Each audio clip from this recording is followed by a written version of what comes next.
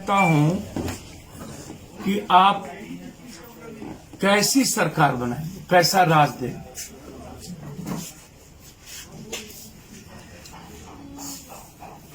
यदि टिकट आप 47, 56, 47 वाले को देते हैं, टिकट यदि आप करोड़ों करोड़ रुपया लेके बालू माफिया, जमीन माफिया, शराब माफिया को देते हैं, तो प्रदेश कैसा होगा?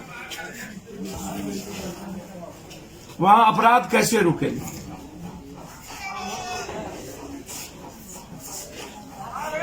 लगभग बिहार में कुछ डीएम ने हजारों हजार लाइसेंस बांटे हैं अपराधी माफिया, और अब जाकर के कटिहार डीएम लाइसेंस कैंसिल कर रहे हैं।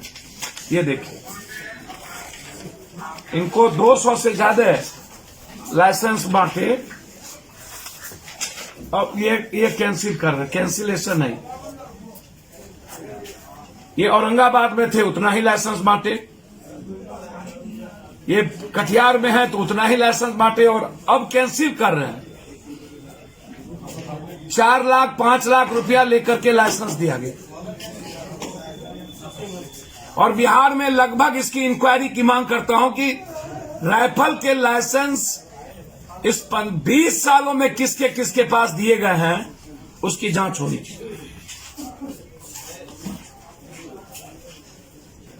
जिन पर आर्म्स एक्ट है, जिन पर 302 का मुकदमा है, जिन पर 396 है, डकैती केस है,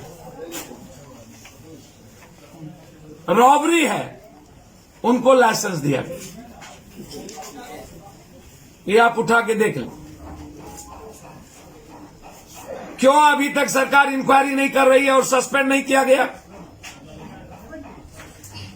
अब जो परिस्थितियां निर्भर बिहार की है, पवन केडिया एक बड़ा बिजनेसमैन, फारबिसगंज 23 दिन पहले हत्या हुई, आज तक हत्या के एक भी हत्यारे नहीं पकड़े। सुपौल में लगातार व्यवसायियों पर हमला हो रही, मुजफ्फरपुर में भी लगातार व्यवसायियों पर हमला, नालंदा में लगातार, परसों छोटी बच्चियों को बगल मार दिया गया किडनैप करके, उसके पहले 2 भाइयों को मार दिया गया, एक व्यवसायियों को मार दिया गया। में 60 से 70% मंत्री जिनका बैकग्राउंड 302, 307 आर्म्स एक्ट और एक्सटॉर्शन का है। मैं मांग करता हूं सारे मंत्रिमंडल के संपत्ति की जांच हो। कैसा बिहार देंगे इस मंत्रिमंडल के बाद? आप बनाइए ना शहनवाज हुसैन जैसे मंत्री को, उनको तो आपने उद्योग दे दिया जो बिहार में है ही नहीं। शहनवाज हुसैन जी के में देखा गया तो नरोना में तो कई शंकाएं थी। पूर्व डीजीपी का नाम नरोना में आ रहा था।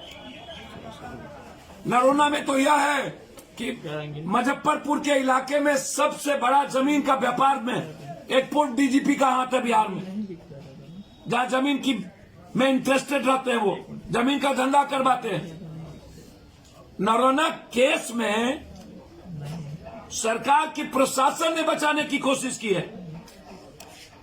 मैं मानता हूं गौतम शिल्पी केस, उसमें भी सरकार ने बचाई।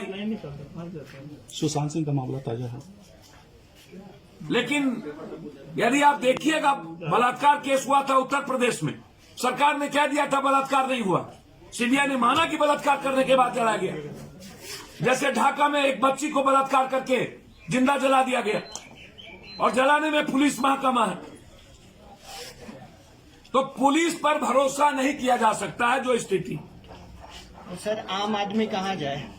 सर, ये तो सरकार से पूछना पड़ेगा। क्या लाभ मिलेगा?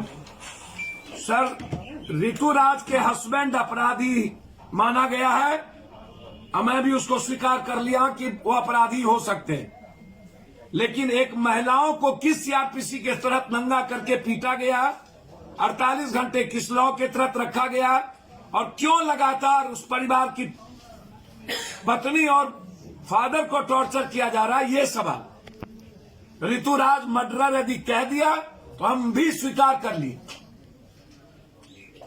ये तो इसी के चलते। सर 2017 में दंगा में टॉप रहा पटना, 2018 में जो है मेट्रोपोलिटन सर में मैं तो हत्या में कह ही टॉप रहा रहा हूँ, पटना। बिहार में दलित और अल्पसंख्यक जो कमजोर तबके हैं सुरक्षित नहीं है, मैं तो बोल ही रहा हूँ। और आज जो मंत्रिमंडल का विस्तार है उसमें भी सामाजिक बैलेंस नहीं रखा गया। सर तो 2000 जब इस चुनाव हो रहा था विधानसभा का 2020 का, उसमें भी सर आपके भी जो दागी प्रत्याशी थे उसमें भी